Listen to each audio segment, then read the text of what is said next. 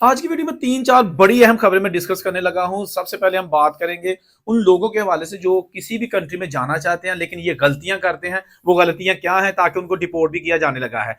ताजा तरीन information Australia की इन्फॉर्मेशन है, यूके के हवाले से खबरें हैं इसमें मौजूद है, इटली और यूरोप के हवाले से और यूनान के हवाले से कि कैसे वहां से एक लड़का जो है ना वो 15 साल पहले गया था, अब उसकी बॉडी पाकिस्तान आ रही है। 2 दिन पहले मैंने खबर में आई थी कि लड़का 14 साल पहले गया था, पेपर उसके बन गए थे और वो गैस के वजह से जो है ना दुनिया छोड़ गया। ले जी, ऑस्ट्रेलिया यूके समेत बहुत सारे ममालिक ने एयरपोर्ट्स पर लोगों के मोबाइल फोन चेक करना शुरू कर दिए हैं, जिसकी ताजा तरीन अपडेट सामने आ गई हैं और बहुत सारे लोगों को ना सिर्फ डिटेन किया गया है मोबाइल फोन चेक करने के बाद, और ना सिर्फ उनको डिटेन किया गया है बल्कि उनको वीजा कैंसिल करके वापस उनके मुल्कों में डिपोर्ट किया जा रहा है। ये बहुत ही अहम और मालूमाती वीडियो आप एंड तक देखिएगा ताकि अगर आप सफर करने वाले हैं या ऑलरेडी आप दुनिया के किसी भी मुल्क में आते जाते रहते हैं तो ये आप गलती कभी मत कीजिएगा। ऑस्ट्रेलिया ने 1 जनवरी से 14 जनवरी तक जो है ना एक ऑपरेशन किया है तमाम इंटरनेशनल एयरपोर्ट्स पर, और तकरीबन 100 के करीब लोगों को जो है ना वो पकड़ा है, और उसमें बहुत सारे लोग जो है ना वो ऐसे थे कि जिनके मोबाइल फोन में ऐसी ऐसी नाजेबा वीडियोस थी, खास तौर पर छोटी उम्र के जो होते हैं लड़कियां लड़के, उनके हवाले से तो उनकी जो है ना तमाम तफसीलात ऑस्ट्रेलिया ने जारी कर दिया है, जबकि यूके ने भी एयरपोर्ट पर मोबाइल का डाटा चेक करने के लिए अहकाम जारी कर दिए गए हैं। और 2 दिन पहले एक पाकिस्तानी आदमी जो कि वहां पर स्टडी वीजे पर जा रहा था और वहां जाते ही उसका रैंडमली उन्होंने मोबाइल चेक किया और उसके मोबाइल में भी कुछ ऐसी नाजीबा तस्वीर सामने आई, तो उसको भी उन्होंने कुछ अरसा इन्वेस्टिगेशन की, पूछगिछ की और बाद में डिपोर्ट कर दिया। तो ये जो सिलसिला अभी चल निकला है, सिडनी में 7 लोगों को पकड़ा गया है जिनके मोबाइल फोन पर नाजेबा चीजें थी। उसमें जरूरी नहीं है कि उसमें पाकिस्तानी इंडियन थे, उनके अपने शहरी भी मौजूद थे। जिनके अपने शहरी हैं उनके वो छुट्टियां मनाने के लिए कोई जापान गया हुआ था, कोई इंडोनेशिया गया हुआ था, कोई मलेशिया गया हुआ था। तो वो जब वापस आए हैं तो वहां जो भी उन्होंने हरकतें की उनके मोबाइल में थी छोटी उम्र के लड़कियों के साथ। तो अब उनको उनको तो कानून के मुताबिक जो भी होगा, लेकिन जो गैर मुल्की थे उनको उन्होंने डिपोर्ट करना शुरू कर दिया है।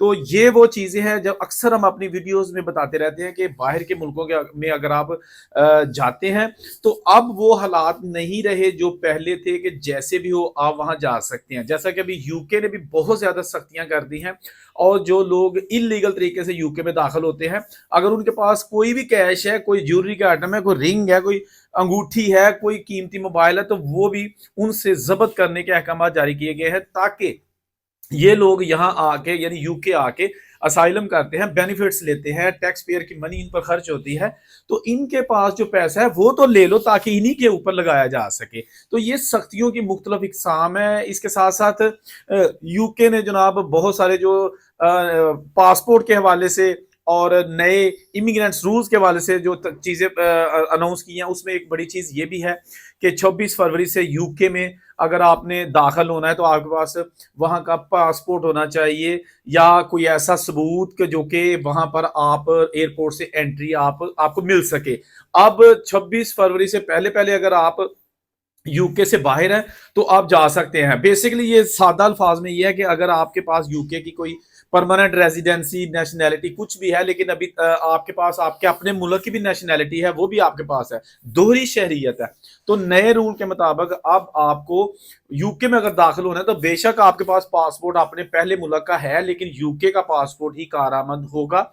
या ईटीए का जो है ना वो सिस्टम उन्होंने बड़ा सख्त कर दिया है।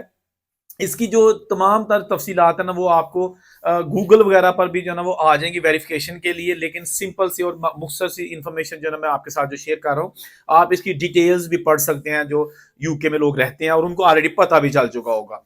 तो ये जो सिस्टम है ना ये ज्यादातर उन लोगों के लिए है कि जो पाकिस्तान आते जाते रहते हैं, इंडिया आते जाते रहते हैं या किसी भी कंट्री में आते जाते रहते हैं, लेकिन उनके पास वो पाकिस्तानी या अपने मुल्क का पासपोर्ट है। तो एयरपोर्ट पे जब जाते हैं, जो कि आज की तारीख में नया जो मतलब रूल अभी 4 है पुराने वाला ही 26 फरवरी से नया होएगा ना, जो अभी रिसेंट यानी कि लोग जाते थे यूके अपना पासपोर्ट अपने मुल्क का दिखाते थे, यूके का नहीं।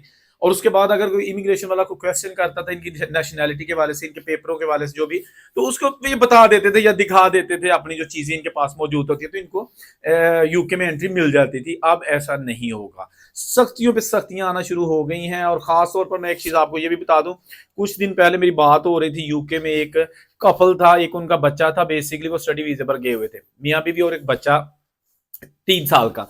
तो उनके जनाब वहां पर उन्होंने भी यूके छोड़ने का फैसला कर लिया है। रीजन मैंने बड़ी डिटेल उनके साथ जो है ना शेयर की कि जी आप इतनी मेहनत से इतने पैसे लगा के किश्तियां जला के वहां गए थे कि आप स्टडी तो एक बहाना है, हमने तो वहां सेटल होना था, अब क्या मसला बना। तो उन्होंने कहा कि जी यहाँ आके जिंदगी जो है ना वो अजीरन हो गई है, जॉब्स नहीं है और इसके साथ साथ ओवर पॉपुलेटेड एरियाज हैं, जबकि हम यूनिवर्सिटी में भारी फीसिस हैं अगर वीजा वही भी रखा जाए। और इसके साथ साथ अब यहाँ पर स्टूडेंट को जो है ना वो परमानेंट रेजिडेंसी के लिए भी चांसेस जो है ना वो इंतहाई मुख्तसर कर दिए गए हैं। जैसा कि पहले होता था, तालीम मुकम्मल करने के साथ साथ लोग वहां पर मुख्तलिफ तरीकों से पेपर लेने के लिए जो है ना वो कोशिश करते थे। खास तौर पर जो सिंगल लोग होते थे, मतलब एक लड़की है वो किसी को यूके में किसी के साथ शादी कर लेती, अगर सिंगल कोई लड़का है तो वो कोई लड़की गोरी तलाश करके उसके साथ शादी कर लेता था। लेकिन जो ऑलरेडी कपल है, मतलब बच्चियां वाली जोड़ी जड़ी, तो वो की करे, उन्होंने वास्ते कोई ऑप्शन ऐसा नहीं है स्वाई इसके कि वो असाइलम कर लें। लेकिन स्टडी वाला वीजे वाले आप असाइलम भी नहीं कर सकते, उनका फौरी तौर पर रिजेक्ट करके डिपोर्ट कर देते हैं।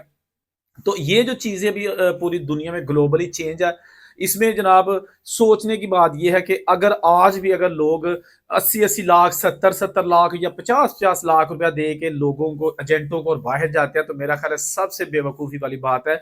ये पैसे पूरे कब करने हैं? पहले नंबर पे तो जाना आजकल काफ़ी मुश्किल है, डंकियां बंद हो चुकी हैं, कोई इलीगल तरीका जो है वो अभी कारआमद नहीं हो रहा, लेकिन रुका नहीं है, हो रहा है। लेकिन वहां जाके पैसे का पूरे करने हैं। मुझे एक नौजवान ने कहा कि जनाब मैं बाहर जाना चाहता हूँ, एजेंट मुझसे 40 लाख मांग रहा है, 10 लाख पहले देना है, बाकी आहिस्ता आहिस्ता हमने देना है, और वो पहुंचा देगा, बाई रूट पहुंचाएगा, मतलब बाई एयर। मैंने कहा जी मुझे तो नहीं पता कि बाई एयर कैसे है। वो कहता है जी पहले वो हमें मोरक्को भेजेगा, और ऐसे मतलब आगे जो है ना वो डंकी लगानी है, ये सारा कुछ उसने जो मुझे बताया। तो मैंने कहा मेरी बात सुनो, कितना पैसा है? 40 लाख रुपया। तो मैं वहां जाके कितना कमा लोगे भाईजान? वो कहता साल च पूरा कर लोगे। मैंने कहा आप साल में कभी जिंदगी में भी पूरा नहीं कर सकते। की जाके पाउडर बेचनी, चरस बेचनी है, की करना की है, दुकाना लुटनिया नहीं? नहीं जी मेहनत करांगा। मैंने कहा चलो मेहनत कर लो। आप फॉर एग्जाम्पल फ्रांस में जाते हो या इटली में जाते हो, भाई टारगेट वही है ना? हाँ जी वही है। मैंने कहा वहां जाके आप करोगे कि आपको मजदूरी मिलती है वहां पे, और 35-40 या मैक्सिमम 45 यूरो फ्रांस में एक दिन की दिहाड़ी है ऐसे बंदे की जो न्याय है, जिसके पास कोई हुनर नहीं है। मैक्सिमम उसको 45 यूरो एक दिन के मिलते हैं, और उसको साथ लेके जाते हैं हमारे जो अपने देसी लोग हैं, पाकिस्तानी वहां पे ठेकेदार है, पतरून है, और वो जाके काम उनसे करवाएंगे रंग का, कि आपने घर में रंग करना है, हमारे साथ जो भी हेल्पिंग करो, क्योंकि अभी आप रंग के कारीगर नहीं हो। तो मैंने कहा ये कर लोगे, फर्श डालने होते हैं, बिजली का काम है, हेल्पिंग ही करनी है ना, तो 40 आपको यूरो मिलेंगे एक दिन के। अगर आप इटली जाओगे तो वहां पे आपको हुनर आपके पास है नहीं है, पेपर आपके पास, वर्किंग राइट्स है नहीं है, तो वहां जाके आप वो फाल तोड़ोगे, अंगूरों की टहनियां काटोगे और इस तरह के काम करोगे, तो उसमें आपको मिलेंगे 5 यूरो एक घंटे के। तो वो भी वही हिसाब बन जाता है, 30-35 यूरो एक दिन के आपको मिलेंगे। तो मुझे ये बताओ कि 20 दिन ये काम होता है, 20 दिन में आप कितने पैसे कमा लोगे? फॉर एग्जाम्पल पाकिस्तानी आपने 3 लाख रुपया कमा लिया मैक्सिमम, तो 3 लाख में से आपने 2 लाख तो वहां खा लेना है, भाई किराया देना है, रोटी खानी है, मोबाइल का खर्चा है, आने जाने का जो है ना वो है, कुछ चाह पानी सिगरेट पानी अपना भी होता है। तो बचत आपकी कहाँ गई, और घर में कितने पैसे भेजोगे? 70-80 हजार अगर महीने के आप पाकिस्तान भेज दोगे, तो 70-80 हजार में एक साल में कितने बन जाएंगे? ये तो 12 लाख भी नहीं बनता, 8 लाख बनेगा। और 8 लाख में आप जनाब घर वालों को खर्चा चलाएंगे, या वो 8 के 8 ही आपका सेव कर लेंगे?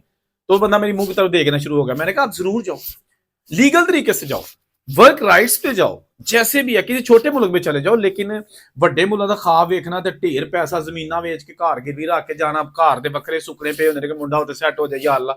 अभी मैं कल ही एक खबर पढ़ रहा था, यूनान में 15 साल पहले एक लड़का गया था, कयूम गुजरात से उसका ताल्लुक था, 15 साल से यूनान में था, पेपर नहीं बने थे, और अब जनाब पता चला है कि वो एक हिरासती कैंप में था, यानी कि वो जो वहां की पुलिस होती है, उनकी जो डिटेंशन सेंटर होते हैं उसमें मौजूद था, जहां सैकड़ों लोग एक ही बड़े से हाल में पड़े होते हैं।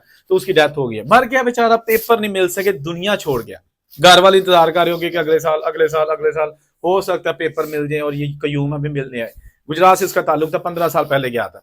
और 2 दिन पहले मैंने खबर दी थी, वो जनाब इसी तरह एक लड़का था, वो भी यूनान में था, और वो गैस का हीटर, बिजली का हीटर लगा के कमरे पे सोया हुआ था, तो सुता ही रह गया, गैस हो गई अंदर कमरे च, उठ के बंद ही नहीं कर सकिया, उसकी बेचारे की भी मौत वाकया हो गई। इमरान मोहम्मद उसका नाम था, वो भी पाकिस्तान से था, और उसके पेपर बन गए थे, 14 साल बाद पेपर बने थे, और अब उसने पाकिस्तान आने की तैयारी शुरू कर रखी थी और यहाँ आके शादी करवानी थी। तो ये तमाम छोटी छोटी चीजें आपके साथ मैंने डिस्कस की हैं, इसमें कुछ सबस बाग आपको नहीं दिखाई, ना मैं दिखाता हूँ, रियलिटी है, और वो चीजें जो शायद दूसरों को नहीं पता होता, हम वो खबरें निकाल लेते हैं, तो वो आपके सामने पेश करते, ताकि आपको पता चल सके कि ए जेडे स्टेटस ने ना, बुर्ज खलीफा ने फोटो लानिया, आईफल टावर ने लानिया, सिडनी ओपरा हाउस जाके जनाब बेहतरीन एनका काला चश्मा ला के फोटो खिंचानिया, पिंड वाले ने दसना कि जनाब मुंडा होते पता नहीं खरबपति है।